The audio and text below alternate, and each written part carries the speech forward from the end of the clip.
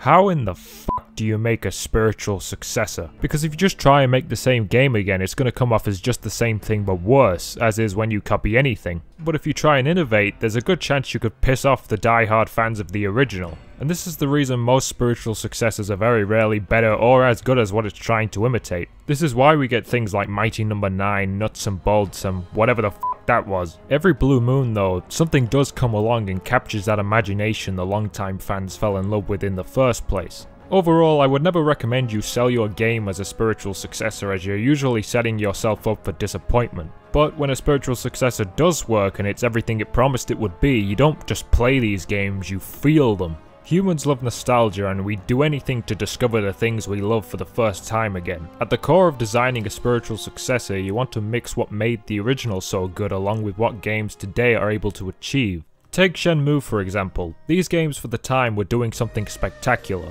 In an age where every video game wasn't open world, hard to believe I know, Shenmue felt like a breath of fresh air. It provided you with an authentic, living, breathing world that allowed you to look past a lot of its faults. You play Shenmue today, however.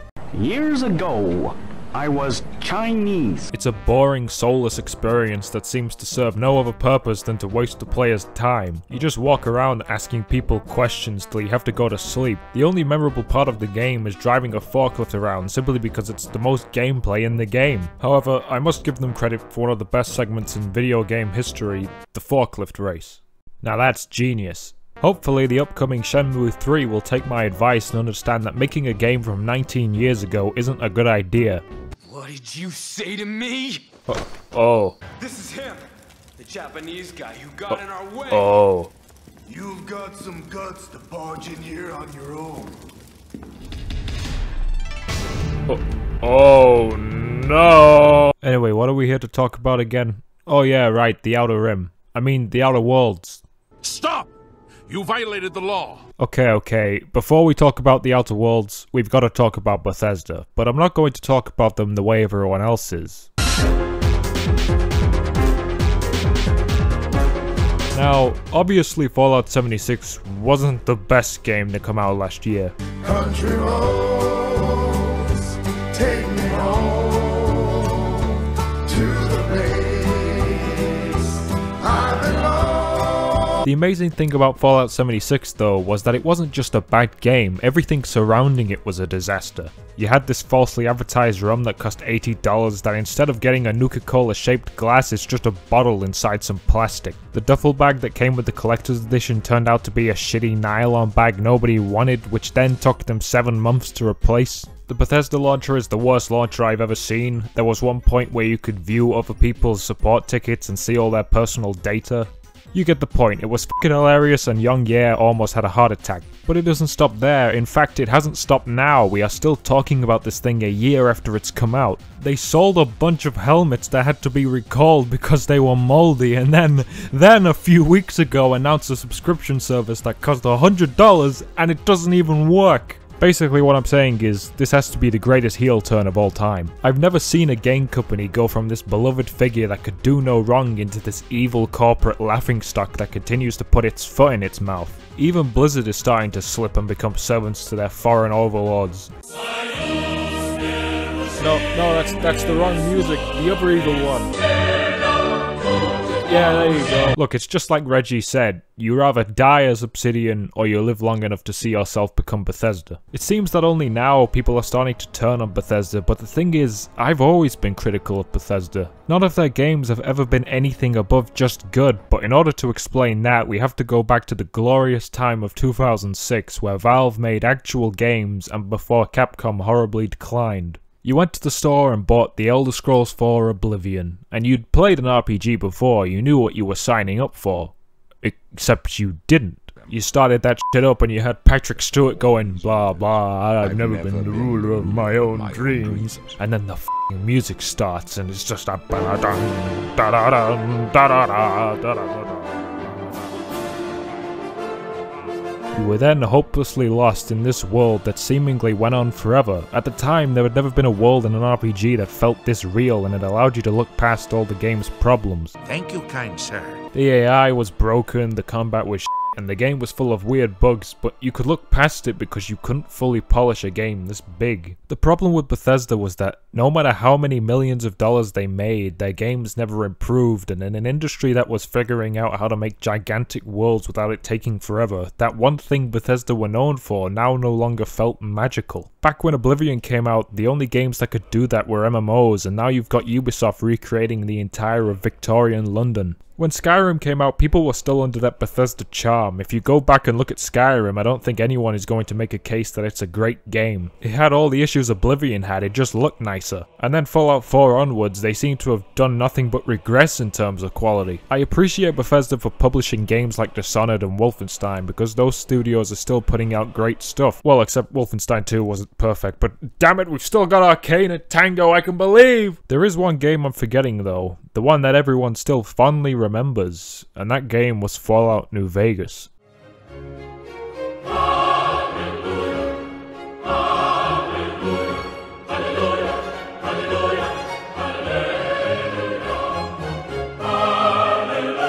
You see, there is a video game developer called Obsidian Entertainment, and these guys made their name from one-upping other developers. They beat BioWare with KOTOR 2, the good BioWare, not whatever they are now. And they beat Bethesda with New Vegas, but not by fixing the issues Fallout 3 had. They beat them just by being better than them. Bethesda gave them 18 months to make New Vegas, which in case you didn't know, is not a lot of time. There were plenty of ideas that didn't make it in because they had no time, and yet, despite not being able to create the vision they always wanted, they still made a better game. They literally beat Bethesda at their own game. And still, to this day, Bethesda have never topped it. I remember when they were teasing Fallout 76 with this weird livestream, and the moment Obsidian confirmed that it wasn't their game, I lost all interest. And now here we are, The Outer Worlds, the so-called spiritual successor to Fallout New Vegas. It's even made by the guys who made Fallout. So, let's forget all the bullshit and just cut to the chase. Is it better than New Vegas? Yeah, kinda. It does almost everything right, but to be honest, it kinda reminds me more of Mass Effect than it does New Vegas. I hate to start off negative though, so it's important to clarify, I really do like this game. First, let's talk about the game's greatest aspect, the thing that separates Obsidian from all these other dumbasses making RPGs, and that is their writing. The premise of The Outer Worlds is that your character has been frozen in cryostasis for many years until a crackpot scientist named Phineas Wells pulls you out, and it's from there you will set off on your adventure across the galaxy. Through the characters you'll meet, you'll start to uncover that life in the Outer Worlds is very different depending on how much money you have. There is a deep exploration into the theme of hardcore capitalism that I don't think I've seen done better in any other video game. The game does a great job at highlighting that workers are seen as nothing but property, forced to work until they die, while the board who controls everything live a very comfortable, rich life. Through the many side quests, almost every plot you can think of about this setting is explored in a way where there is at least one quest you can relate to. From healthcare to how punishments are handed out, I think the setting of the Outer Worlds is handled brilliantly, and of course that's thanks to the writing. The dialogue and world building in the Outer Worlds is spectacular. All of it just flows so naturally, nothing feels forced or like the characters are just saying exposition. Each NPC you can talk to feels real, and I never found myself skipping dialogue. In fact, for the first time since The Witcher 3, I find myself wanting to know more and exhausting all the optional dialogue. There are thousands of recorded lines here that you can spend hours listening to, and almost all of it is intriguing. That, along with all the terminals and notes you can read. All of it is brought to life by the fantastic voice acting. Sure, the animation isn't amazing, but it's not horrific, and in 2019, that's good enough for me. And the characters, especially the companions, man, I haven't liked companions this much since Mass Effect 2. Obsidian have done a terrific job at making the more important characters in the story feel different. You were allowed to take 2 of the 6 companions available, and I'm not lying when I say I was always split on who to take because they all have their own interactions with quests and each other. I also appreciate that your companions don't judge you all the time. They'll offer their opinions on certain subjects, but there's no everyone disliked that. One issue I thought I was going to have with The Outer Worlds was the tone. From the way it was advertised, it felt like they were going more in the wacky and comedic direction, much like Borderlands, but I'm happy to say the comedy here works a majority of the time. It never gets in the way of the seriousness of the story, and it allows the player to breathe a little bit through all the dark themes the game throws at you. All your companions have their own optional quests that are honestly some of the best quests in the game. All your companions feel distinct from one another, and thanks to the quests, it really feels like you're getting to know them. But what makes it all click and makes this aspect of the game so engaging is that all of it is dependent on you. And it's been so long since I've played an actual RPG, you have no idea. When the game starts, you create your character, assign some attribute points, and then are flung out into the world, and from there, pretty much everything that happens is your fault. Obsidian have once again created a game where you can be whatever the fuck you want. You want to be a thief? Cool. You want to be able to talk your way out of everything? You can do that as well. You want to be a psychopath? Knock yourself out. You want to be the Joker? I'm the Joker, baby! The Outer Worlds allows you to approach situations in any way you want, truly making the game feel free. You can build your character in the way you want. So for example, if you put all your points into persuasion, you can pretty much talk your way out of any situation, and if you put your points into guns, you should be able to murder anything with ease. Of course, there are other skills such as hacking and lockpicking, which will not only allow you to break into places, but can provide you with special dialogue options. Being good at engineering allows you to use your knowledge to help better understand a situation, and that is excellent. This feature is incredibly rewarding as it makes your playthrough feel special. Your investment into certain skills pays off, and the only reason this works so well is because almost every situation in the game has multiple approaches, with some being better than others. The choices you make here aren't black and white either. The game really allows you to decide what you think is the right thing to do. All the choices you can make all have positives and negatives, so it doesn't feel like there is a straight right answer, and I love that. Also, there's no lockpicking minigame. Holy shit. Who would have thought? You know what? That's the most groundbreaking thing in this game by a long shot. Basically, everything you'd expect in an RPG is here, except the Outer Worlds goes deeper with it, almost to CRPG levels of depth. Look, the Outer Worlds is not a technically revolutionary video game. It's not a pretty game for most of the time. The environments don't have much detail, and most of the interiors look the same and feel empty. Thankfully, the color palette here saves it in a lot of cases, and the models look nice, but there wasn't any stop and look over the horizon moments. But that's not to say this game isn't incredibly polished. Throughout my entire playthrough, I never encountered a single bug, which is like unheard of. This game is the complete opposite of Fallout 76. Obsidian have thought of every possibility here, which the more you think about it, the more impressive the whole experience feels. Despite the amount of freedom the Outer Worlds gives you, there isn't a single time quests overlap or break due to the order you did them in.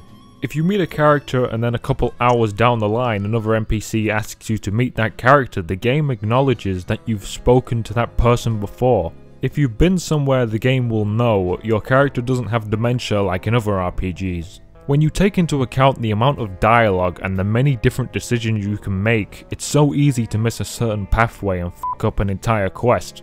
If you turn this into a flowchart, it would be almost as confusing as trying to watch all the Godzilla movies in chronological order.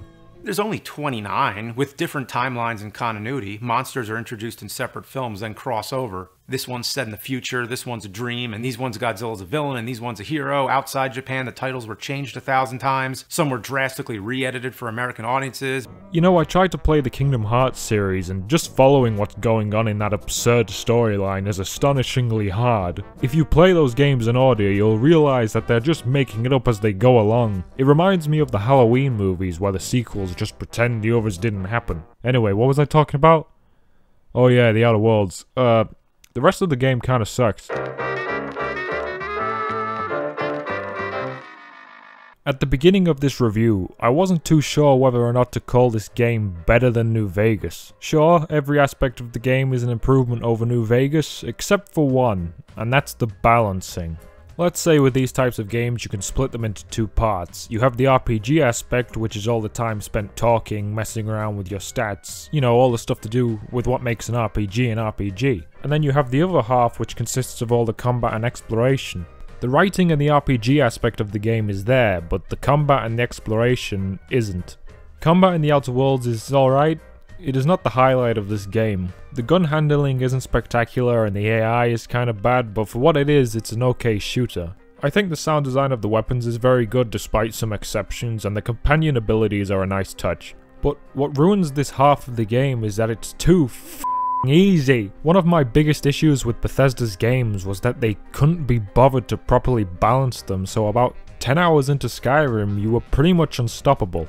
The Outer Worlds does the exact same thing, and I'm going to explain why it's such a big issue. The only conclusion I can come to about why this game is too easy is because they played it safe. Unlike Bethesda, Obsidian know what they're doing, so the choice to make it easy was absolutely on purpose, and I don't think they should have done it.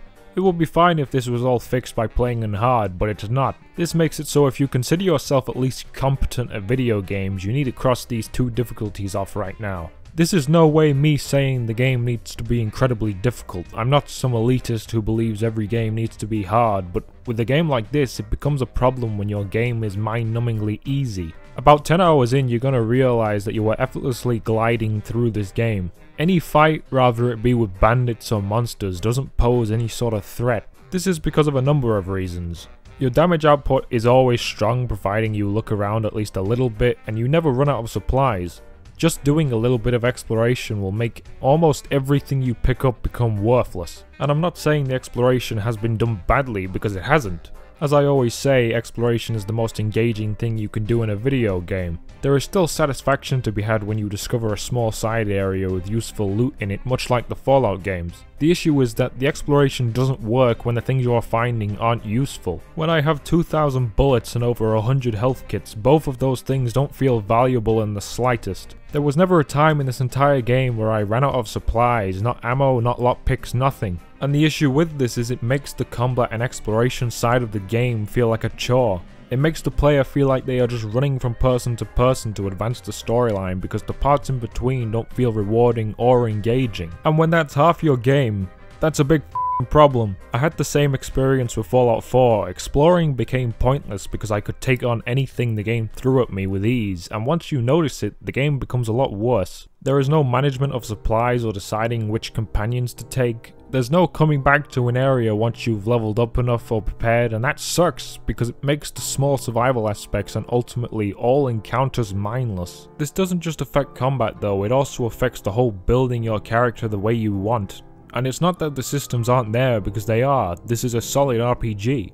When you level up in the Outer Worlds, you're rewarded with 10 skill points which you can put into what you'd expect: handguns, hacking, persuasion, those sort of things. Which is cool because it allows you to create the character you want, so if you were to put many points into hacking, then run into something you could only access with a high hacking skill, you feel special. You know that somebody else playing the game won't be able to reap those rewards, and it allows for a lot of replayability. But in the Outer Worlds, only until a skill reaches 50 can you put individual points into it. Instead, all the skills are put into categories of 3, meaning all the skills to do with speaking are in the same category, and skills to do with guns are also in the same category. Now this is not a bad idea. It allows you to slowly figure out what kind of character you want to make if you haven't decided yet, without potentially ruining your playthrough. But of course, the game wasn't balanced around it.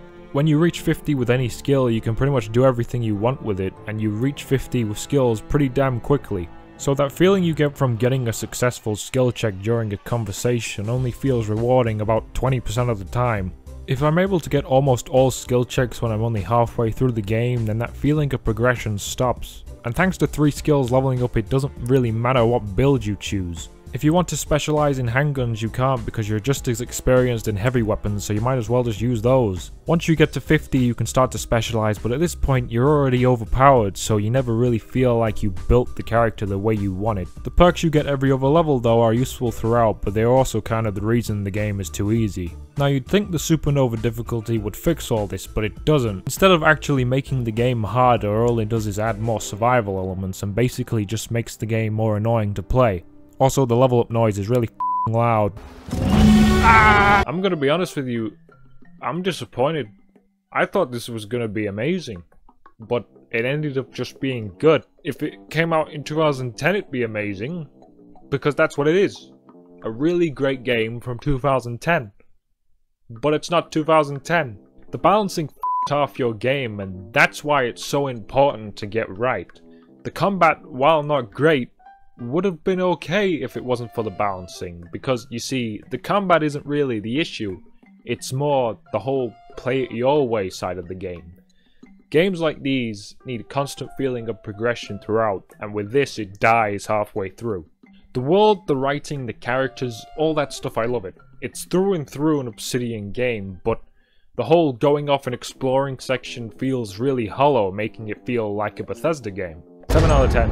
Obsidian, at least you didn't make it 40 hours long. I know a lot of people gave you shit for that, but that was absolutely the right call. It's better to make a good 20-hour game than a mediocre 40-hour one. Look, it's an easy recommend thanks to Xbox Game Pass, but if you're getting it for full price, I'd say wait unless you really love Bethesda games.